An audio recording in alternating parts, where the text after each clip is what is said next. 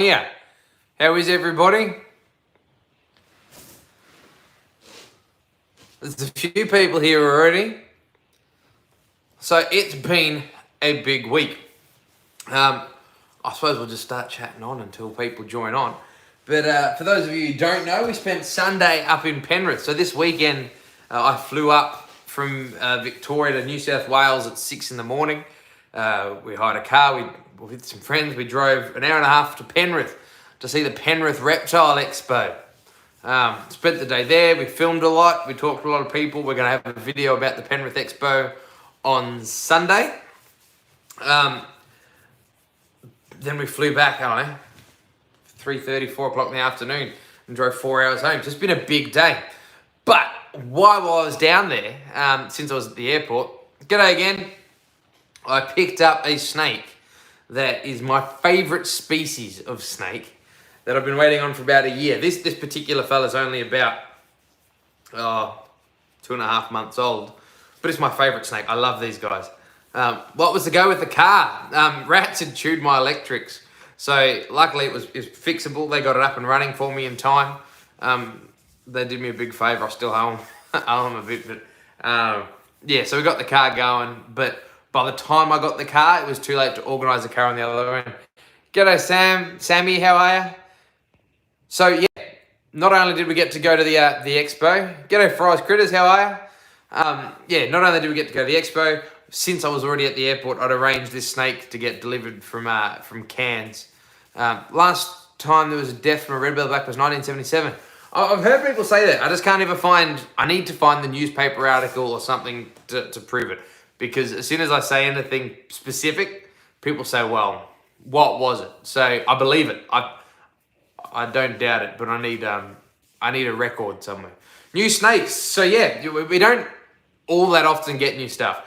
I've always said I never ever want to be one of those channels that we get stuff just to show you guys. But this is a snake that I used to keep them. They're my favourite species. And the one that we did have, we unfortunately had to basically sell when COVID hit. We were left unemployed overnight with, like 200 animals to feed. So we had to move one on, and a friend sent this down for me. So I'm pretty excited. She, we're hoping it's a she, is pretty adorable. We've got her in a bag because she's still in quarantine in the other room, so she's not living in here. She's just in here to show you guys. But here we go. It's adorable.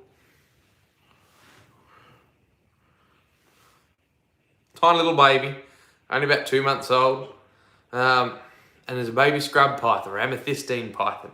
So this grows to be the largest snake in Australia. So even though this is probably the smallest snake I have at the moment, mind you, he's about as long, she's about as long as my spotted pythons already. These guys will grow, both of his parents are just shy of 4 meters, but these guys are capable of reaching 5 meters plus. One of Matt's, yeah, so Matt Somerville bred this guy. Kirsty, his partner, was nice enough to send this down for me. So I was very, very happy. Oh yeah, gotta love a good scrubby. Yeah, I adore scrubbies. I used to live in Townsville, and I kept a big aviary full of scrubbies. Oh, you're still not sure about all this, are you? So yeah, I love scrubbies. They're my favourite snakes. Unfortunately, they're not ideal as demonstration snakes. They generally have pretty rambunctious attitudes, but they are possibly the coolest snakes in Australia. The thing I like about them, if they were half the size, they'd still be my favourite snakes. I just love their big platy heads, big platy scales on their heads. I don't know, they just look like long, stretched out dinosaurs to me. They're pretty awesome. I love scrubbies. But so this is the newest snake that we've got. I'm half tempted to sit him up in a little tank in my office inside or something for a little while maybe. It won't be long before he outgrows it, because the thing with scrubbies is these guys grow very fast. By the time he's a year old, he could be 6 foot plus. It's only going to be a couple of years and he'll be a 3 meter snake. So these guys grow very, very quick.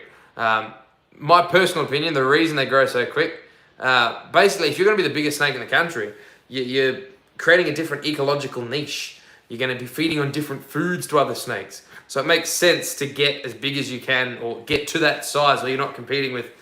There's no point in being just another carpet python in a forest full of carpet pythons. So these guys grow quick, very quickly.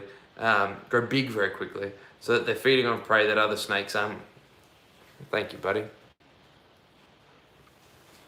How do we measure the snakes? Look, he left a tiny little dot on me. That wasn't nice. So I'm not too fussed on measuring snakes. It's almost in some ways it's a bit of a vanity thing.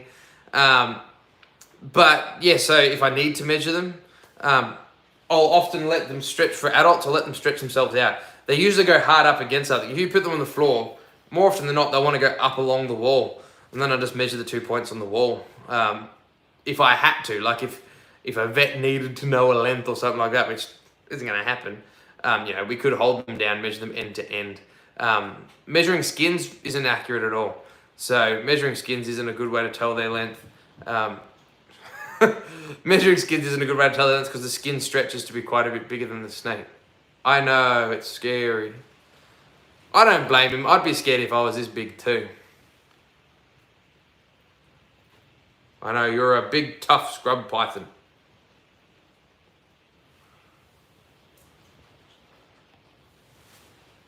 Interested to see how I habituate the snake, as I had a pair years ago from hatchlings and they never calm down. Yeah, scrub pythons more often than not don't calm. Scrub pythons have,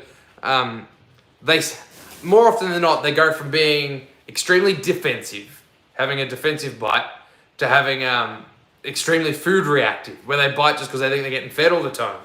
So, yeah, they're not generally a good handling snake. I wouldn't be getting one just to use in demonstrations. The reason I really got one of these guys is that it's one species that, if I didn't do shows, I'd probably keep and breed scrub pythons. I think they're amazing.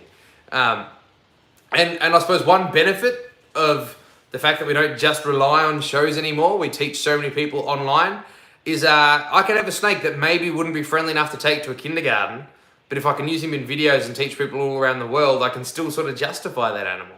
So when I moved on my last scrubbies, and I've had one or two nice scrubbies, but I've had maybe a dozen that weren't nice. I couldn't justify keeping them if they weren't good for shows. But now that I get to teach you guys every week, maybe it's a bit easier for me to justify keeping a snake that's not necessarily one I could hand to a 2-year-old. When's my next show? I've got a school holiday camp that I'm doing on Thursday. We've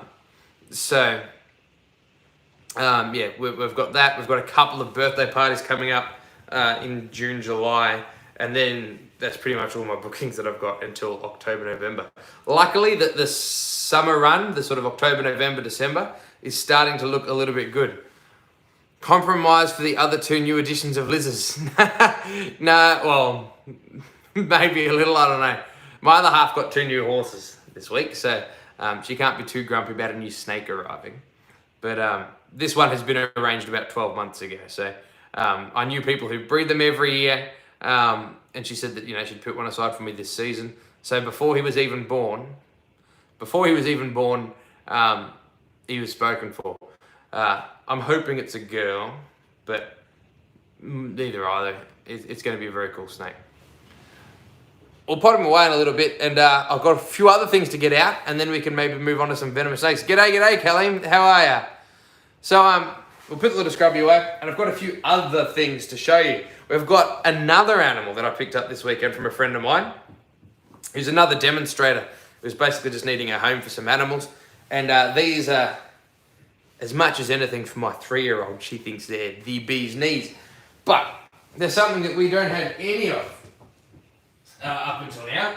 So, just go rinse my hands a bit.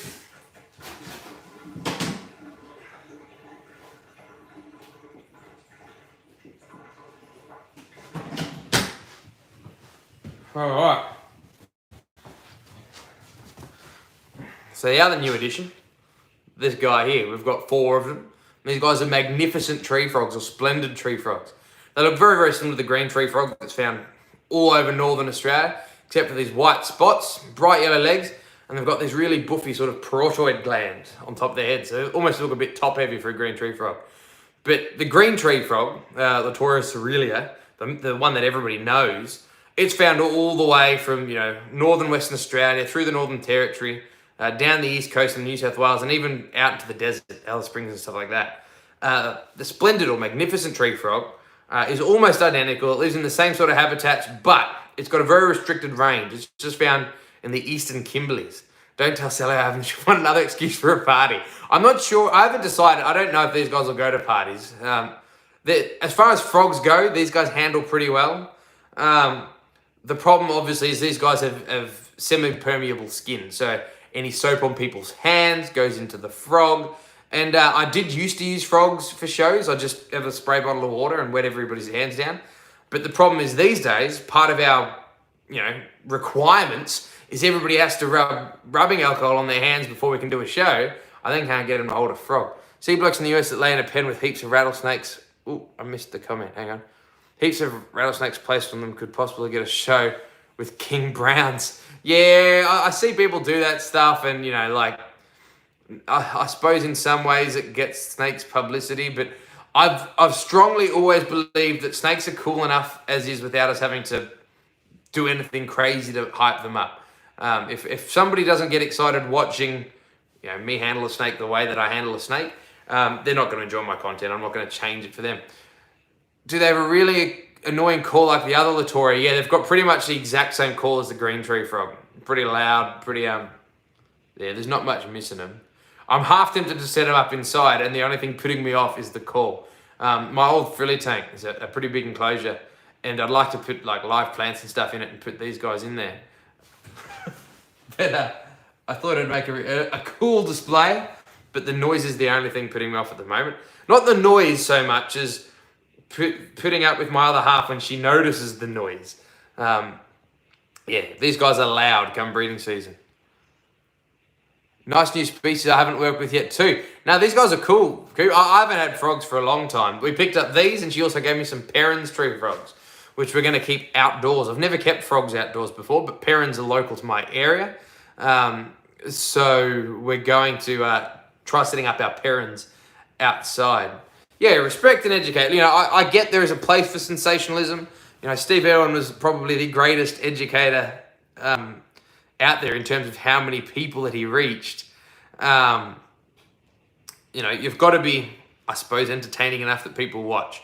But, I'm me and you guys like it. I'm not going to change it just because we want some extra people to join on. But we won't keep this guy up too long. Perrins are loud as hell. Yeah, they're definitely going outside. It's pouring rain today. It'd actually be a good day to have them outside.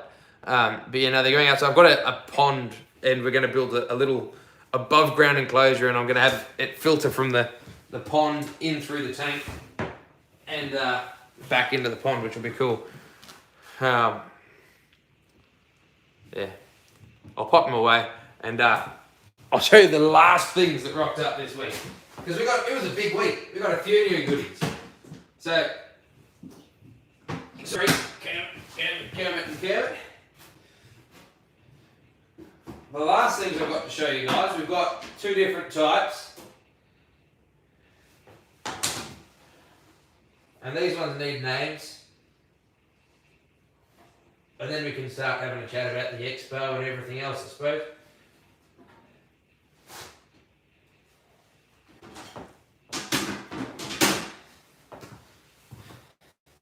Is another friend, while I was in Melbourne, gave me these guys. Some stick insects.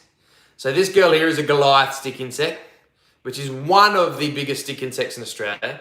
And this one here is a Maclay's or spiny leaf stick insect. So same family, both what we call phasmids, but totally different sort of design. This guy here, basically mimicking a leaf. He even sways like a leaf in the breeze. Whereas this big girl here, she's no leaf. She's more like a branch. But they're both very, very cool. You used to have a couple of stickies when you were kids. Yeah, they're amazing. These ones, the Maclays are the best ones for kids shows and stuff. They just sit still. Whereas the Goliath, she's like an insect, I don't know, a long skinny racehorse. She's everywhere. But the Maclays are great. They sit still and they think they're invisible. Look, there we go. There's the swain. Aren't they cool? Couple of cool things about our stick insects. The first one is the Maclays. All our stick insects, males and females, they're sexually dimorphic, which means males and females look physically different from each other. And with the Macleys, they're actually so different from each other. The males are long, skinny, and they got big wings. That for a long time, they thought they were two different species. Are you still there? Yeah, she's still there. They thought the males and females of the Maclay stick insects were different species, which is kind of cool. But they're also really unusual in that these guys lay eggs. Yeah, I like the Goliaths. Hopefully we don't see her giant wings. I'd like her to stay on me rather than fly around. Yeah. So we're starting to get a few bugs in the collection as well. There we go. She's coming back over this way. These guys are actually really great pets. I think reptiles make good pets, but I'm always hesitant to tell people, you should get this or you should get that. I think, nice, the new snake room. Yeah, we're slowly getting stuff in the new snake room. The room next to me is going to be the venomous snake room. There you go. A lot of people don't know there's a difference between poisonous and venomous. Yeah, I've always been in the camp where I don't like people who feel the need to criticize people for using the word poisonous. As far as the Oxford Dictionary goes, the word poisonous is still acceptable in the English language to describe a venomous snake. It's just not acceptable from a scientific standpoint. And that's why we did this video on the difference of poisonous and venomous. But I even mentioned in the video, it's good to know. It's the most accurate way to say it, but it doesn't mean we should, belittle people who use the word poisonous instead of venomous. A lot of dictionaries, it's only been the last few years, but a lot of dictionaries are now updating their definitions to come in line with the scientific definitions of these words. So, there will become a point where you're wrong for using the word poisonous, not venomous. But at the moment, it's still somewhat up for debate. Yeah. Have I got any other bugs? I keep a single scorpion. I've got a Flinders Ranges rock scorpion, which is one of the biggest scorpions in Australia. And we keep a Sydney funnelweb spider. And the only other insect that I'm hoping to get my hands on is some giant panda snails, which is the biggest snail in Australia. I've never done a huge amount of bugs. If I'm going to do bugs, they've got to be big enough that kids can, whoa. Maybe burrowing cockroaches, big bugs. I do kids shows. I need stuff that's a crowd stopper. As cool as it is to show somebody colourful isopods or something, I can feel you climbing the back of my head, darling. If poisonous makes them aware it's a dangerous animal, so be it. Save a life. Exactly. People who don't have English as a first language may not understand the words, so whatever it takes to get the message across. But if you're writing in a herpetological journal or something like this, then you need to be using, the most accurate terms. Am I in South Australia? Something about camels? I'm in South Australia. Do you have camels nearby? I'm in Western Victoria.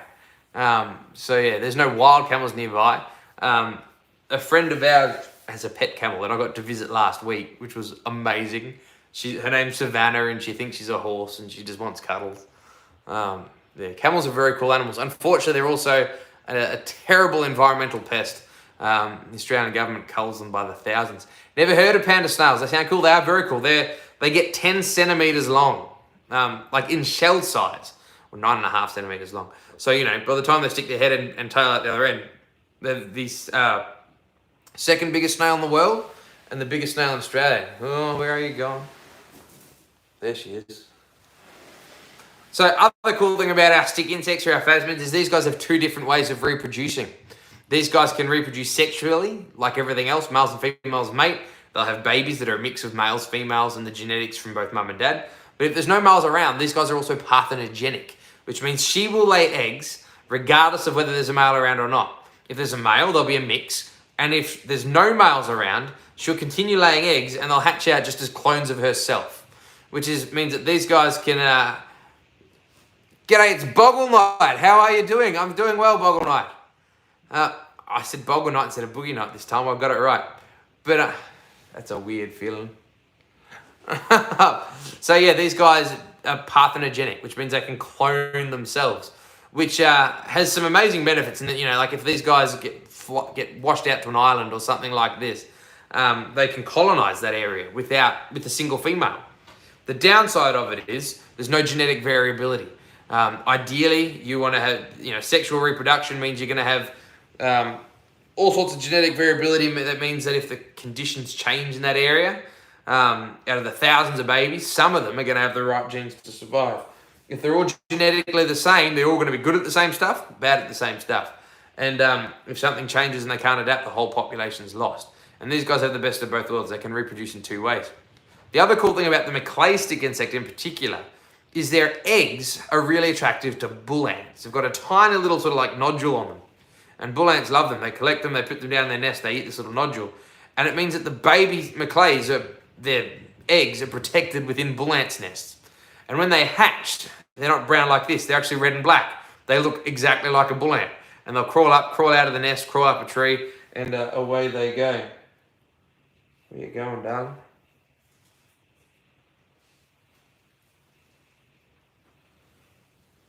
But this one here, like, I don't know. They're both cool in their own ways. But it's hard not to get impressed by something that big, eh?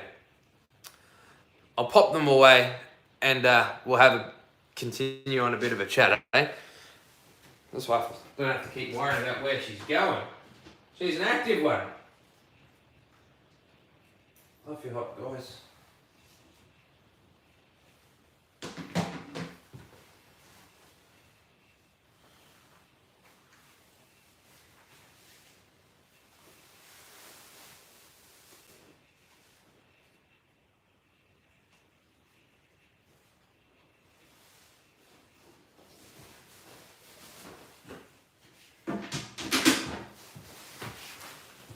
Whew. All right, managed to get stick insect free. What did I miss? Comments? Bit of a juggling out the old stick insects. They are, but they're very cool. I know you'd be upset with me, but I ate a scorpion the other day. It was delicious. I suppose as long as it's not an endangered scorpion, that's okay. I feed off several thousand crickets a week. Maybe a controversial subject, but what's my opinion on people that sell their reptiles because they're bored or want a new reptile, like a used car, etc., etc. It's a tricky one. You know, I've sold a lot of reptiles. Not necessarily because I'm bored, but, you know, I've been given animals that just needed homes. I've agreed to take them on, and some of them have turned out not suitable for shows. I can get almost any snake friendly. I like to think I'm pretty good at handling a snake to the point I can get it friendly. But I don't need a snake that's friendly. I need a snake that, if I'm at a show and there's a toddler tugging on it, it's not going to react. So, you know, a lot of my snakes that get dumped on me like that, I get tame again, and if somebody else wants them and can give them a good home, I'll move them on. So, you know, I can't criticize selling. I do get disappointed if people get one just because they're bored or they decided they wanted something different. But I suppose as long as they're making sure it goes somewhere good, it's hard to criticize them. It's a little bit different you don't want to say, you know, they're not the same as cats and dogs. They deserve to be treated with the same amount of respect, but also they don't get, you know, if the snakes, I had to move on a lot of animals when COVID hit. We were left unemployed, no shows, you know, it was $30,000 or $40,000 worth of shows that rang up and cancelled. A whole year's worth of work rang up and cancelled in 2 weeks. So we had to decide, look, do we try and keep all these animals and not have the money to do it and then maybe everything fall behind? Or do we cut our losses, we pick some and find good homes for them? So we had to move stuff on as well. Things like that happen. And I miss those animals, but those animals don't miss me. Yeah, the attachment is not the same to, say, a cat or a dog. I'm attached to my animals the same way I'm to a cat or a dog, but the animals aren't attached to me in the same way a cat or a dog would be attached to me. So yeah, I've got nothing wrong with people moving on animals, but I do get why people would, you know, kind of hate the stigma of rehoming dogs. Yeah, so, you know, there's nothing wrong with rehoming an animal if it's in the best interest of the animal. That's like a whole different kettle of fish. If you're not able to provide for an animal and you can ensure that there's a home, I do feel, you know, like I breed working sheepdogs, so I suppose I understand that I feel responsible for every dog I've ever put out. Any dog I've ever sold, if it needs a home, it can come back here and we will look after it until we find a home for it. And I feel the same with my reptiles. You know, like I've sold reptiles and put reptiles out on loans and stuff like that. And I still feel like even though they're not my reptiles, I have an element of responsibility for those animals. But yeah, we shouldn't you know, you see people selling an animal on Facebook and everybody shouts them down. I'm like, if the flip side is them not being able to care for it, that's not a great thing. But if somebody just gets bored of it, if they're bored of it, they're still better off moving it on than neglecting it. But it does make you think that maybe they should have put more time into deciding whether or not it was what they really wanted.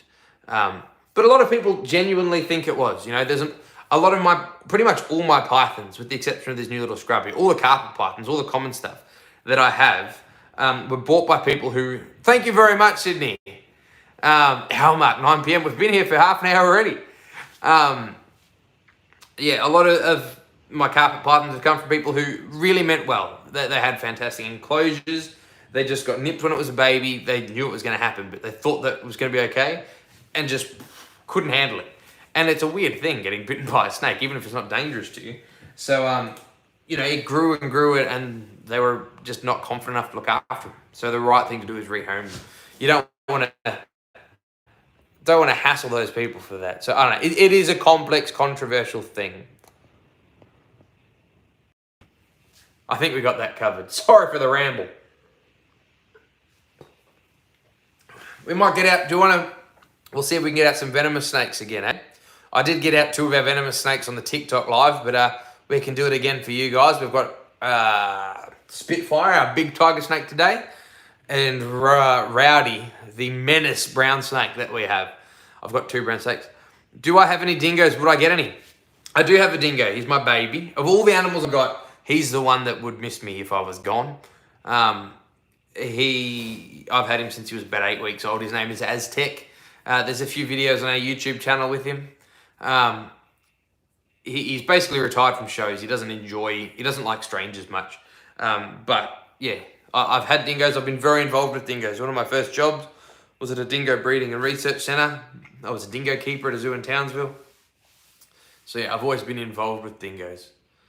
It's weird. The first time I got bitten by a bredel, I went through a psychological phase. Yeah, there is, 4 million years of instinct telling you getting bitten by a snake is a bad thing. The caveman that got bitten by snakes didn't survive to have cave babies. Got over it with a few days of love. Yeah, so, it takes a bit of practice, and I'd almost encourage anybody seriously wanting to get a snake that isn't sure if it's for them, is to go to the pet shop. I tell new people, don't buy hatchlings. Hatchlings are cheap, which sounds great. People go, it's going to grow with me.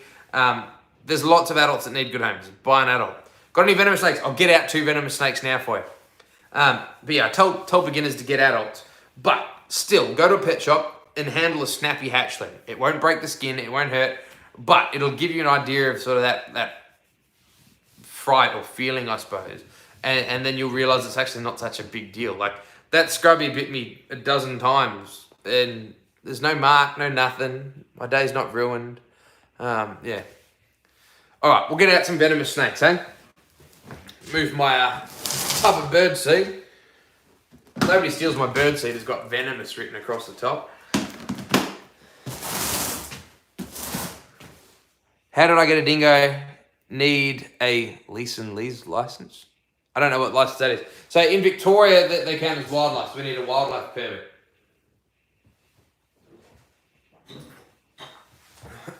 Yeah. In Victoria, you need a wildlife permit for dingoes. New South Wales, what would you like to see? Would you like to see the tiger snake or the brown snake? We can get them both out, but obviously I can only do one at a time. So yeah, let me know, tiger or brown. Apart from the king brown, would many snakes in Oz bite through trousers? Taipans have the longest fangs of any of our snakes. How do you get a dingo? Do you need a license? Yeah, so in Victoria, you need a license to keep dingoes. They count as wildlife. New South Wales, they count as dogs. You don't need a license, which is kind of unfortunate. Most of the dingoes I see needing homes are from New South Wales. And I think it's because you don't need a permit. People can get them.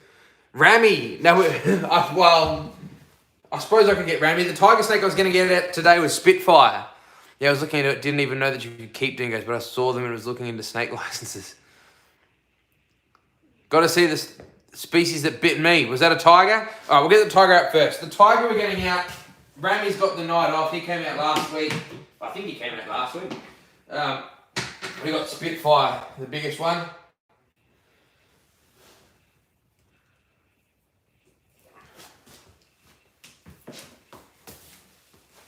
So this is Spitfire.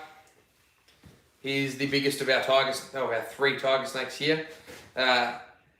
He was actually, unbeknownst to me, and all above board, but he's actually one of the only wild caught snakes I've got. He was wild caught in Mount Gambier something like 15 years ago, and he spent I don't know, a good few years in South Australia. He was caught under venom collection permits, so he lived at Venom Supplies. He was a snake used for milking for antivenin production.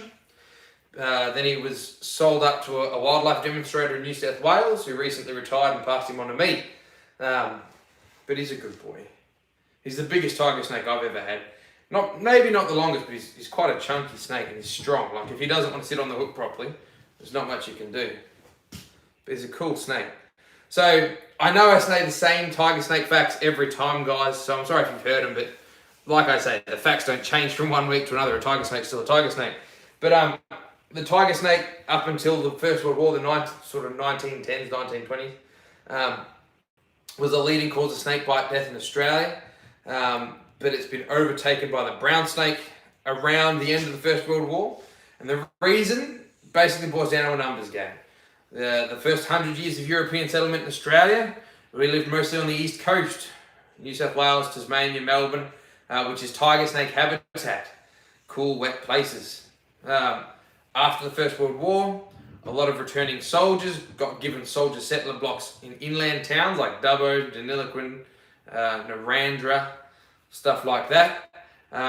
So a lot of people suddenly lived with brown snakes.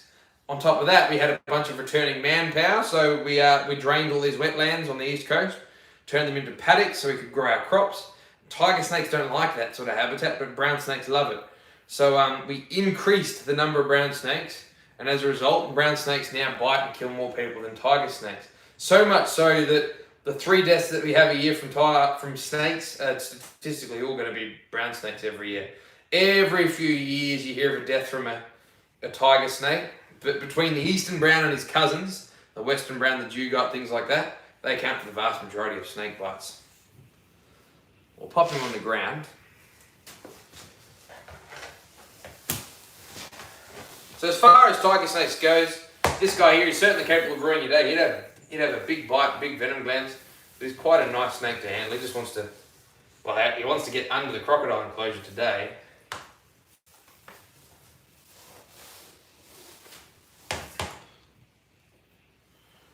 Have a close look at everybody.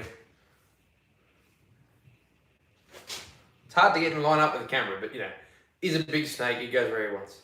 We'll pop him away for a sec. We'll answer any questions, and then we'll get out a brown snake for a little while.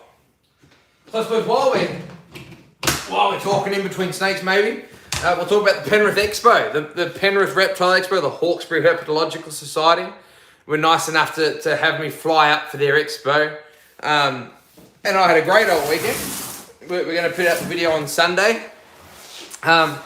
I've had a few people sort of come and say to me, oh, you know, it wasn't as good as I thought it was going to be. And, you know, I thought there'd be more breeders or and stuff like that. And look, I get it. But I do in some ways have to defend the committee. Every expo I've ever been to, there's always been a fairly sizable number of people go, oh, you know, it was no good. It could have been better. But none of these people are volunteering to sell tickets and, you know, print out signs and do all this. So, you know, it's easy to say it's not good, but, you know, we've got to actually put up stuff. You know, we put your money where your mouth is and help make these expos bigger, I suppose. But in this particular example, the committee knew it was going to be smaller. I was speaking to them and they said the problem that they had was they hired the hall that they always did, and under the permits and their COVID safe plan, they had a maximum number of people allowed in the building.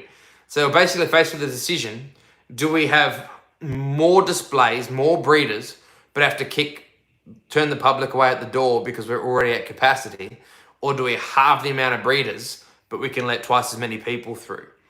I don't know. I'd rather be allowed into an expo with half as many breeders than get turned away from an expo with twice as many breeders inside that I don't get to see. So, just my opinion, but I think it was a pretty great expo. Yeah, there could have been more breeders, but yeah, it was a great day. Thanks for watching, Kyle. Is it Kyle or Kylie? Kyle? At least the names are catching on. Yeah, no, I think Rami, the name Rami is definitely stuck for that snake. Last week I had the nameless tiger snake. Spitfire then, yeah, so Spitfire's that big tiger. So we've got Spitfire, Rami, and the other tiger snake without a name, who I'm pretty sure is a boy. How big are tiger's fangs? I'd have to go and double check in a textbook, but 4 millimeters or something like that. Australian snakes globally have quite short fangs. I don't think they're certainly not as small as browns or something like that, but yeah, they're not huge. They're not up there with, you know, taipans and mambas and none of the vipers or anything like that.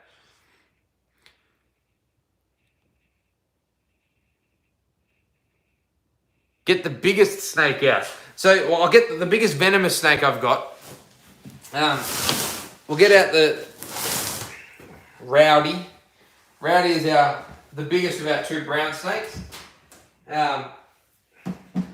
It's not necessarily the biggest snake we have. We've got an olive python who isn't a massive olive python, but she's actually just come back from a demonstrator that was looking after her for a while, so she's in a tub in the other room, just until she goes through a little mini quarantine. We won't worry about quarantining her for months, but you know, she'll still stay in there until I get a chance to make sure she's not carrying anything on her that we don't want. So this here is Rowdy. Rowdy is Rowdy. Rowdy by name, Rowdy by nature. Rowdy is the eastern brown snake, so the second most venomous snake on earth. I reckon it'd be quite a bit longer than Spitfire. Like it'd be a 1.6, 1.7 meter brown snake. And the brown snake is statistically the most dangerous snake in Australia. Get myself out of this corner. Well, there's 3 snake bite deaths a year in Australia, and statistically all 3 are going to be from eastern brown snakes. And it's not necessarily because it's a mean snake. These guys do have a bit of a personality issue with them, but that's not the reason they bite so many people. It's mostly that these guys are found over a huge section of the country. The eastern brown lives from the top of Queensland through towns like Cairns, Townsville, Mackay, Rockhampton, Newcastle, Sydney, all the way through Melbourne and west into Adelaide. So they come into contact with 2/3 of the Australian population. Means they're going to bite more people than a snake like the Collette's Black. Doesn't bite anybody. Lives in Hewenden. Who lives in Hewenden? So, that's the reason the eastern brown bites so many people. It lives in a huge area. On top of that, it's not fussy with habitat. So, there is snakes that live in the same areas as people, but they like living, in the bushy areas that are left. This guy will live under the concrete slab that your house is built on. So because of that, he's coming into contact with people. He's not there because he wants to come in contact with people. He's there because he wants to eat the mice that your house attracts. But one day you're, out in the garden, you see him, you decide you just have to remove him or kill him yourself, and you get tagged. So that's why the brown snake bites so many people. Luckily, the brown snake's got very short fangs, about 2 to 3 millimeters long, which means that jeans, good footwear are considered pretty adequate protection. You decided to settle down, Rowdy. And also about 80% of brown snake bites in Australia, no venom's injected at all. They're either dry bites or they just fail to be able to inject venom due to the short fangs. But so even though 80% of their bites are dry, they still kill more people than any other snake in Australia. So it goes to show how many bites are actually from the eastern brown. I'll try and get to your comments after I put him back, guys. But yeah. So this is one snake that's going to be doing pretty well in the next sort of year or two, I suppose, with this mouse plague. One thing with mouse plagues, everybody in the news will be saying, oh, there's going to be a bad year for snakes. There's mice this year. It doesn't mean there's going to be more brown snakes this size next year. People will find a brown snake this big in their paddock next year and they'll say, oh, it's because of the mice. I'm like, well, no, this one was born 10 years ago.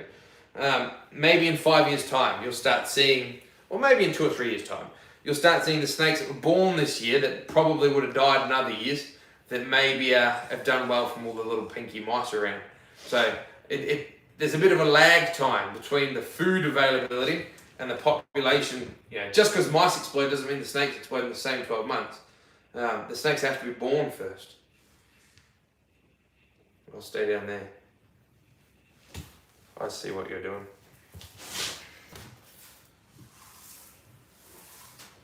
But yeah, he's a pretty serious snake. He's been pretty good tonight, actually. But as far as my snakes goes, if there's a snake I've got that's going to ruin my day, it's going to be Rowdy. We do have another snake, brown snake as well, Rover, who's about the same to handle, same attitude, same personality, but he's just a little bit smaller, so he's just a bit easier to manage. Whereas Rowdy is a pretty big boy.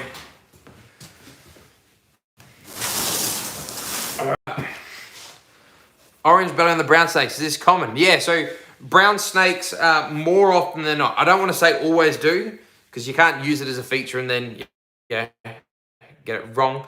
But brown snakes often have orange spots on their belly. So not necessarily orange, like an orange stomach, but they usually have orange spots. But you can get them without any spots at all. And a brown snake that has orange spots at certain times in their shed cycle won't show orange spots. Yeah, we had a tiger snake out before as well.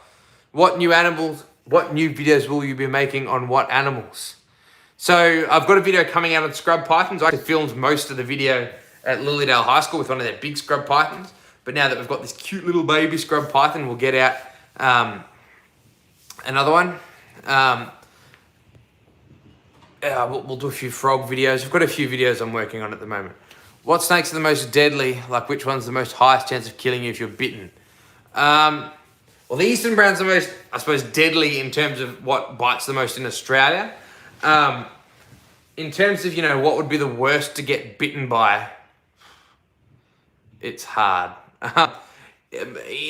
Indian crates, a common crate in India, it's probably a really dangerous bite because a lot of people get bitten by Indian crates in their sleep, and they've got short fangs and a purely neurotoxic venom. So their venom causes no pain at all.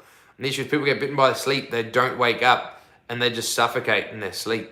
So that's a pretty scary bite. A scrub python found in my state? No. I live in southern Victoria. Scrub pythons are found just south of Cairns to the tip of Cape York and into Papua New Guinea. So a long way. Do I have Collett's black snakes? I used to have Collett's black snakes. I'd love to get them back. We have a video. If you search up Collett's black snake, I'm sure it'll come up. We do have an olive python. He's not in this room. He's got a couple of weeks left in quarantine, and then we'll bring him into this room in a nice 6-foot tank like one behind me. But yeah, we'll talk about the olive python as well sometime, eh? Wouldn't hold a snake. I don't like them in person, but I don't mind watching them. I'm the same with cats. I'll never go and pat somebody's cat, but there's nice enough animals. First snake I ever fell in love with. Yeah, I'll try and do an olive python video in the next, week or two. Got my fix on 10 visiting nearby aquarium. Let me in one of them. Yeah, olive pythons are fantastic snakes. I do love olives. Oh, thank you very much, Stuart.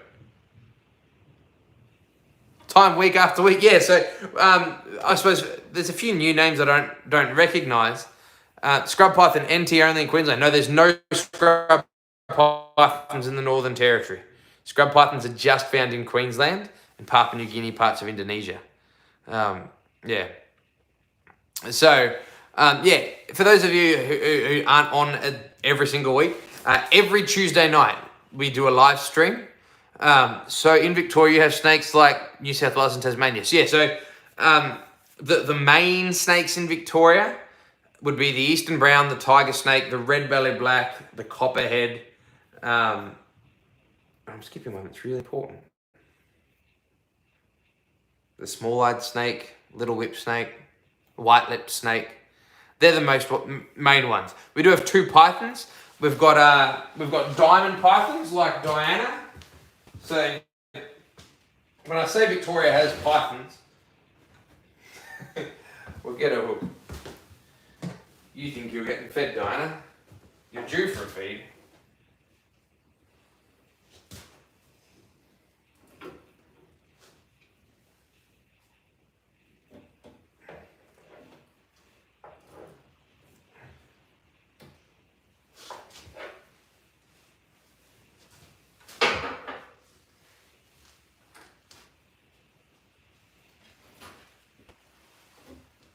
So the two pythons that we get in Victoria, we get diamond pythons like this girl here, who are found way out in eastern Gippsland.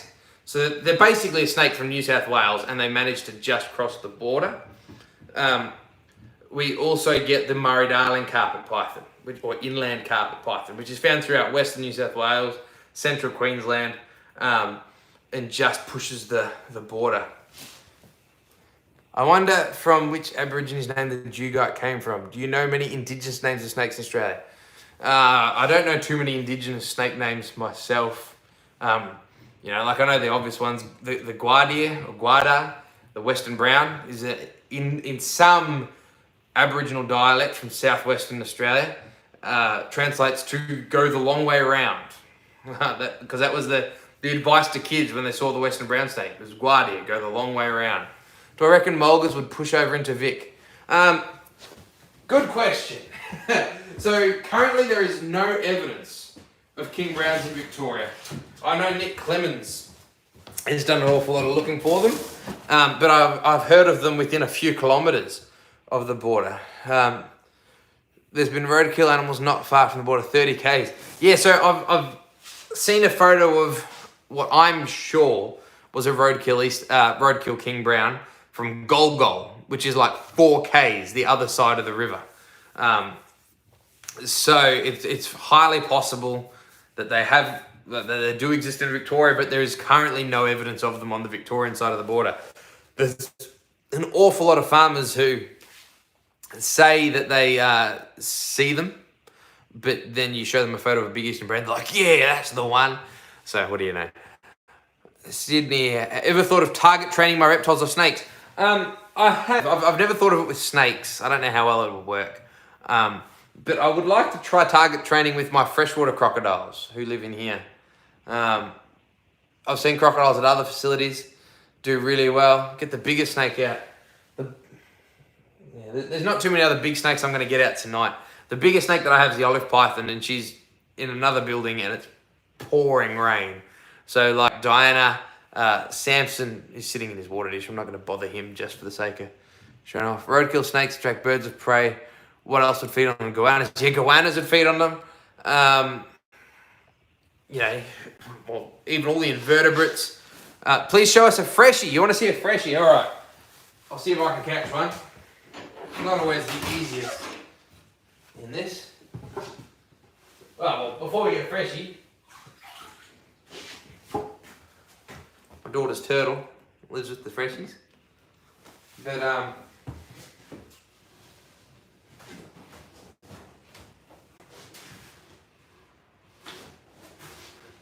both over the far end. I'll have to get some. Bring them over here.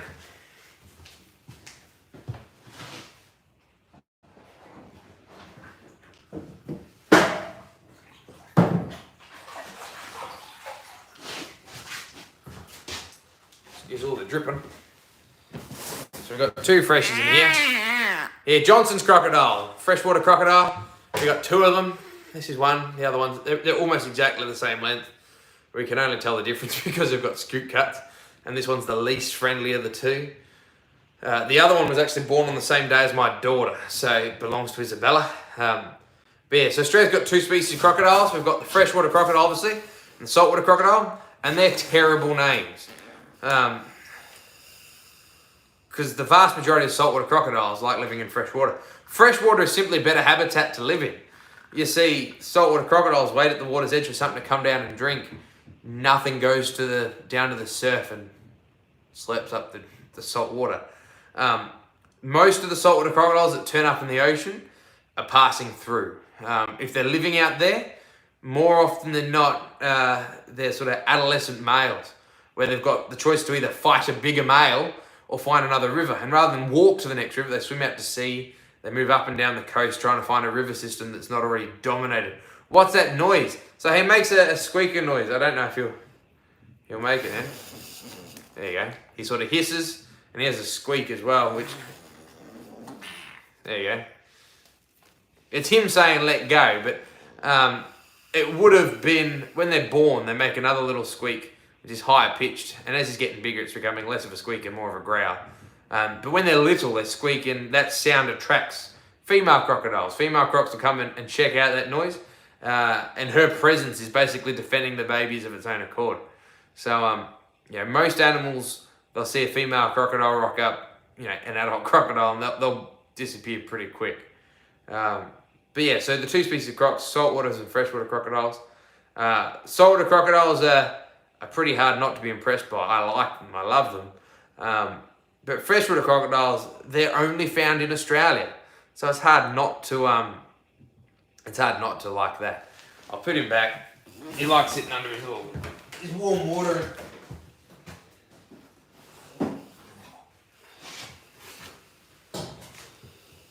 I think it's stay on your rock. Alright, we'll answer a few more questions and then we might wrap things up, guys. I'm pretty keen to get to bed. In Ipswich, where in Brisbane am I coming up to? So the friend I'm going to visit, Ben, he lives halfway between Brisbane and the Gold Coast. So I'm either going to fly into the Gold Coast or into Brisbane. I need to organise a few more videos at some other facilities there just to I need to fill in, no, crocodiles technically freshwater crocodiles. They're freshwater, they're crocodiles that live in freshwater without being Australian freshwater crocodiles. You can see why the names are confusing. So yeah, I want to try and organise a few more videos in the Brisbane Gold Coast area, just because it's the support from our Patreon supporters that's going to help us get to Brisbane this time. Our Sydney trip was covered by the committee of the Hawkesbury Herpetological Society. They helped fund our trip to the Penrith Reptile Expo, which means it's our Patreon supporters that we can use to help us get to Brisbane. But if I'm going to use that, I take the help from our Patreon supporters very seriously. If I'm going to use that money to get to Brisbane, I want to fill my time with as many videos as possible to justify that. Like a squeaky toy. I think frogs in Australia sound like that too. Do I have any native frogs? I do. I've got some magnificent tree frogs, and I've got Perrin's tree frogs. I've got some enclosures that I'm setting up and planting out because there's a few frog species I'd like to keep. The magnificence, I wanted one big frog that I could keep indoors, mostly for my daughter to look at. But other than that, I want to stick to local species. So we're going to keep Perrins. We're going to keep, if I can get my hands on, growling grass frogs and banjo frogs. I'd like to keep those outdoors. So yeah, the tiger snake, we've already had the tiger snake out. He'd be capable of biting through my shirt. It's not a very thick shirt. Probably struggle to bite through jeans. What will I show you on the Gold Coast? So we're visiting a friend on the Gold Coast who runs he owns a small zoo. It's not open to the public yet, but it's going to be before long, I think. And he has mostly exotic wildlife. So we're going to film some videos with capybaras and fennec foxes and alligators and boa constrictors and corn snakes and all sorts of cool stuff. He does have natives as well. He's got wombats and koalas and all that. We'll film a few things with them as well. But because I don't normally get to film exotics, we're going to film as many things that I can't get access to while we're there. So he's got baby fennec foxes at the moment, which is pretty adorable. Is magnificent tree frogs actually a species, or are they just a really great frog? Did you see the magnificent tree frogs, or did you hop on late? I have to wash my hands again because they like having wet hands. So the magnificent tree frog, or splendid tree frog. Their scientific name, Notoria splendida, so Splendid is probably a better name, but everybody knows it as just Mags, which is magnificent tree frog. For all intents and purposes, they're a green tree frog, but they're a little bit different. So unlike the regular green tree frog, got these big white spots, which greens can get, yellow thighs, and they've got these really big sort of parotoid glands on their heads. They're a little bit buffier than the regular green tree frog. Less fat, but they've got that buffy head. You have to do that, don't you? What was my first snake, lizard, and amphibian? My first reptile in general was a ridgetail. The first reptile I actually owned. Like as a kid, I'd catch blue tongues. I'd put them in a fish tank. I'd try to feed them for a week, and when I couldn't figure out what to feed them, I'd let them go. So I did a lot of that, like every kid in the 90s did. The first lizard that I actually, bought and owned and kept was a ridge-tailed goanna. Can I hold the frog a little higher? Sorry, there you go. Because he can jump out of my hands, I don't want to keep him too high off the ground because it's a long way to fall. Mind you, you just stuck to the tank there. So yeah, I don't want him to jump, 4 feet to the ground. But yeah, he's a very pretty frog. Do the frogs have sticky fingers? These ones do. Very sticky pads. So the Latoria genus, the tree frog genus, have these sticky pads on their fingers. They can climb very well. Other frogs, banjo frogs and things, don't have it as much. So yeah, right as I said it. So yeah, the first lizard I had was a ridge-tailed goanna. So ridge-tailed goanna is a small species of goanna. I had a crocodile very early on. I wouldn't suggest anybody else do that, but one of my first reptiles was a freshwater crocodile. And my first snakes were tiger snakes, which again, I wouldn't suggest, but I didn't own any snakes, but I was working at a facility with lots of snakes. So I had snake experience, and the snakes I really liked were tiger snakes. So the first snakes I owned were tiger snakes. Ridgies are gorgeous. Yeah, ridge-tailed goannas. Ackies, everybody seems to know them as, thanks to the States. I'll pop this frog back before you. Ops anywhere he shouldn't be. Alright. We'll catch up on these last questions and then we'll hop off and wrap things up. Love the spots in the frog. Yeah, they're fantastic. Australian tree frogs make good pets. Yeah, some of them do. Some of them, it truly is magnificent. Spot on. Are there any wild animals I would never own? I would never keep, we can't keep exotics, but if we could, I'm not sure I'm comfortable with monkeys. I don't want to say that there's no zoos that can't look after monkeys, but I think they need a whole different level of care and enrichment than most facilities are able to provide. Probably never own a cassowary. Probably not. But I used to look after 2 cassowaries and they were really cool. I liked working with the cassowaries. They were good fun. I don't keep any morphs as far as, wild animals. I've had albinos. I've had some basic morphs, but I've never been into, layering all these different paint jobs on. They look amazing. They're just not my personal interest. I don't know. Yeah, I'm trying to think as far as Australian wildlife. It's easy to say, look, I'd never keep a blue whale. But, I don't know.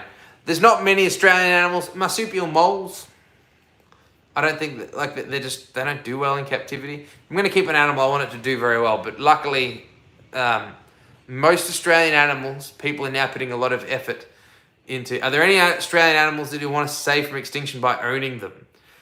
I don't think. A lot of reptile keepers don't like hearing this, but the average person keeping reptiles at home doesn't offer any benefits to wild populations as far as conserving the species. Like my 2 freshwater crocodiles. If freshwater crocodiles suddenly become endangered, these 2 freshwater crocodiles would not be considered suitable to breed for re-release.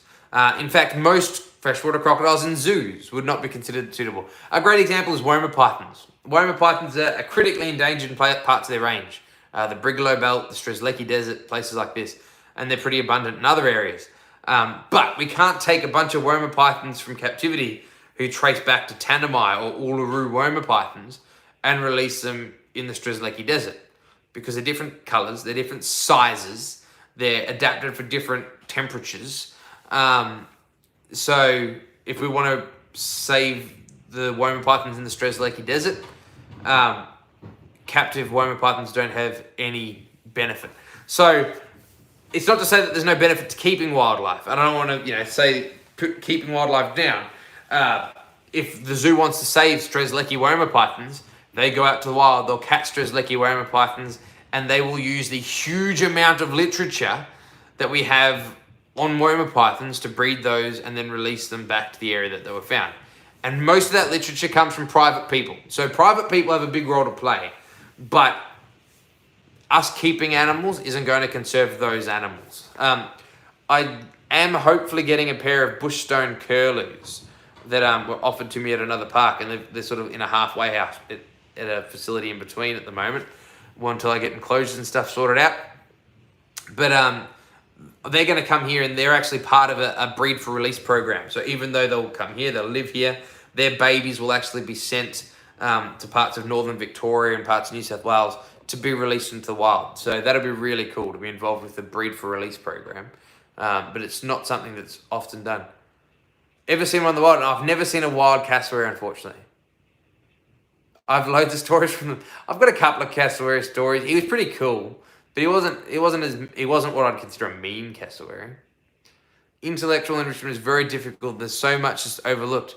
Yeah, spot on. Like I was listening to a podcast with Scott Iper was talking about even things like moon cycles have an effect on animals that people have never taken into account. There's so much stuff that snakes, animals in general are subjected to in the wild that we can't replicate. Do you want to help these snakes and crocs through Australia Zoo? People like Coyote, Dingle, Dinkelman, working with children scientists and educating. So yeah, what I do for a living, or what the reason we have these animals. I don't have these animals just because they're fun to keep. We take our animals to schools, birthdays, kindergartens, agricultural shows. We teach people about wildlife. That's what we've done. It's what I've done since I was 18 years old for a job. So that's why we have them. We started videos because I thought I could teach even more people. And when COVID stopped our shows, we started doing more videos. But that's what I do. I teach people about wildlife. So yeah, it's something I want to do. I wouldn't go back and work at another zoo like Australia Zoo. I was a zookeeper by trade. That's what I used to do. But I enjoy teaching people myself. Bushstone curlews are amazing. Really want to see native birds. Show lorikeets, cockatoos at Lectors. We've got a couple of birds. I don't keep many birds. Same thing. They need a lot of enrichment. They need, my two birds need more enrichment than all my reptiles put together. So we have a Major Mitchell's cockatoo, and we've got a red-tailed black cockatoo. But I can show them on live stream. The only reason I haven't brought the two birds in for a live stream is if I'm going to handle the birds, I'm going to say no to every person who asks to see snakes, because I do not handle birds and snakes at the same time. The snakes will think I'm edible. Love budgies and cockatiels. Many parrot species are overlooked. Yeah, swift parrots, orange-bellied parrots. Not even just parrots. Some parrots are overlooked, but the songbirds and stuff are really overlooked. Things like pardalotes, wrens, all those things. Just because they don't talk, they're not brightly coloured. Please show the Major Mitchells in a video. One live stream we will do just the birds. I can do that. But yeah, the reason I've been hesitant is I know that people will say, well, can we get a snake out now? And if I've had a bird sitting on my shoulder, if I handle a lizard, I can wash my hands and I can handle a snake. But if I've had a bird sitting on my shoulder, I got to go and have a shower or change my shirt. Otherwise the snakes will go foodie on me, and I don't plan on getting... Could I feed the snakes alive? Maybe. I've always been hesitant to. Just, some people don't want to see that, and I respect that. Love your work. Have a great week. Stay safe. Thank you very much, Stuart, for checking in. Yeah, it's hard when you're working under somebody else. You feel like they're making the wrong call. Exactly. As a zookeeper, you don't own the animals. You don't really have any say. You're doing what other people tell. And, as a zookeeper, and this is just the reality of it, there's animals that I'd worked my butt off on to try and maybe save, and they decided that for financial reasons we'd have to put them down. It was going to cost more to save them than the animal was financially worth. Or you'd spend lots of time and effort in getting an animal handleable and building a relationship with an animal, and then it goes on to another zoo. You don't get to decide that. I want to see you handle snakes like dingo and feed them. Well, I handle snakes. I handle venomous snakes. Did you see me play with a brown snake? I play with snakes just as venomous as dingo. My snakes are less crazy, but it's just because I put a lot of work into getting them relatively tame, because I need them for educational displays.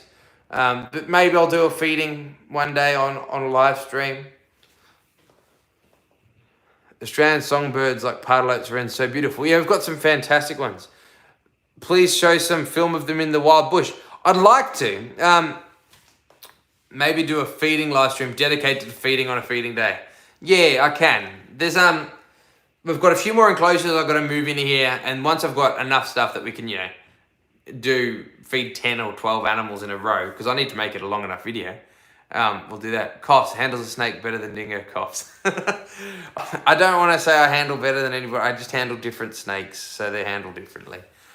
I've never handled mambas, so I'm not going to tell somebody how to handle mambas.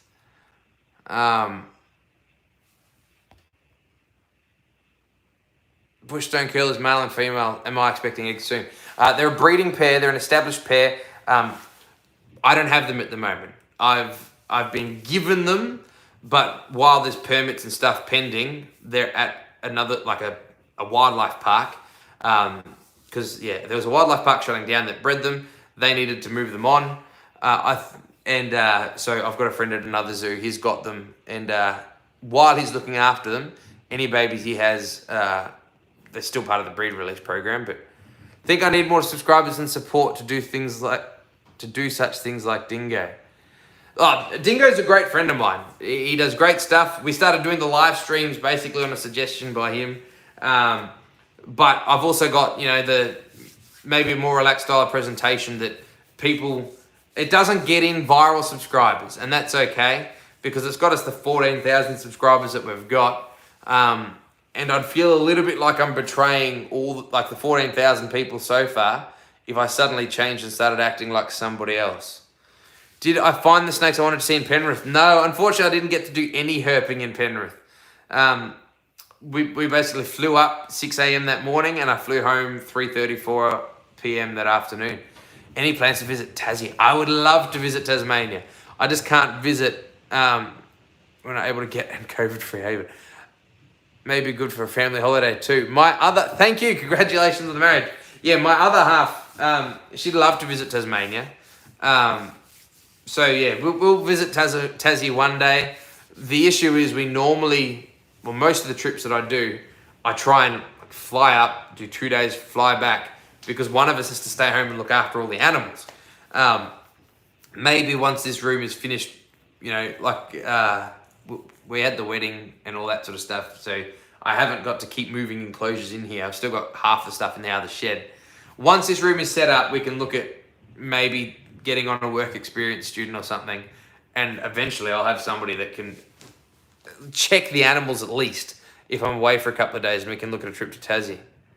Also for the mountains someday. Yeah, I'd love to go to Tasmania. I've been to Tasmania a few times when I was younger. I did a 110k walk from Cradle Mountain to Lake St. Clair when I was a teenager. I don't know, it was about that long. It was 7 or 8 day walk.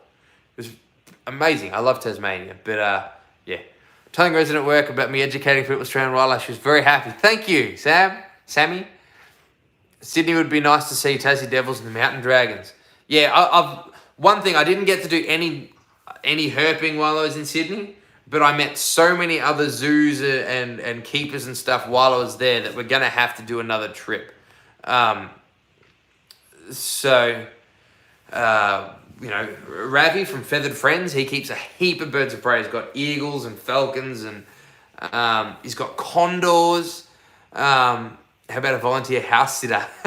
Yeah, pretty much. That's what I mean. Like, we'll find somebody who, wants to maybe end up working with wildlife, who'd, be happy to come and do some cleaning and feeding. And if we can get somebody comfortable enough to just change the water bowls and stuff while I'm gone. The reptiles would really be okay. It's only that if I'm going to go away, I need somebody to change. If a light bulb blows, to be able to replace it.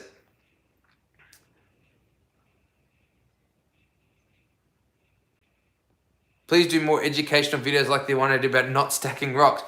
If you've got any ideas for a particular video, leave a comment in any of our videos. I'm always looking for more ideas. So, if only I lived in rural Vic, wouldn't mind that. What Australian birds of prey do I want to show us? Maybe wedgies, kites. So Ravi, he's got wedge-tailed eagles. He's got 2 or 3 different species of owls. He's got kookaburras. We've done tawny frogmouths already. We've done boobook owls already. I'd love to do sea eagles.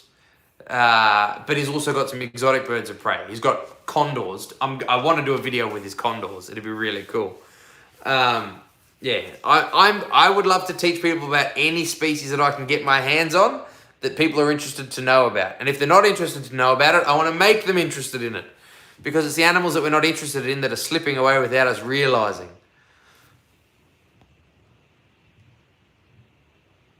All right, I think we're pretty much on top of questions. What is my favorite owl species and why? I think boobooks are adorable. Boobooks are the smallest owls in Australia, and they're just so cute. I like them. They're Aussie nightjars, owlet nightjar. I've caught some owlet nightjars when I was working as a fauna spotter catcher. They were in hollow logs that trees were pushed down. And we caught them, had them vet checked, released them. So yeah, I've handled some owlet nightjars up in central Queensland. They're very cool birds. All right, guys, I think we're going to wrap things up there. We've been here for 70 minutes. So I'm going to put the animals away, go inside, have a shower, hit the hay. But tomorrow I've got to put together a video for our Thursday shorts. For those of you guys who are new, every Tuesday night we do our live stream here.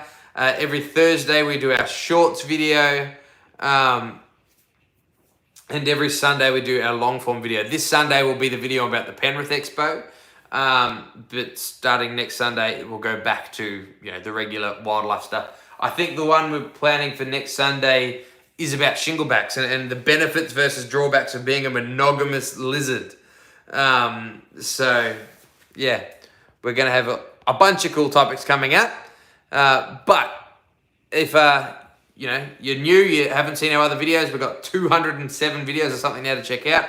New ones coming out 3 times a week. If you want to help us out, the best things you can do is like our videos, leave as many thumbs up as you can, leave a comment, that sort of stuff. And if you really want to help out, it's our Patreon supporters. Wonder if your wife will watch that one. My wife actually, she doesn't like reptiles. But the first thing she tells everybody is Nick likes shinglebacks and they're the only monogamous reptile. So he must have been all right. So I won her over with lizards that she doesn't like. So yeah, it worked well. But yeah, if anybody is interested, it's our Patreon supporters. So patreon.com. You're finally back. I'm sorry, Caleb. I'm actually wrapping things up. But I have been for the last 15 minutes. So yeah, support on Patreon is greatly appreciated. We've got a private Facebook group that our Patreon supporters will get to talk to us in. They can vote on topics to cover in videos and stuff like that. So if you are interested in supporting us on Patreon, send us a message or something. It's been nice to meet you. I'll try to remember to come back next week. Thanks for answering all my questions. No worries, guys. Thanks for coming. Thanks for watching. I'll see you on our Thursday shorts video. But between now and next week, as always, be nice to wildlife, guys. Have a good one. Take care.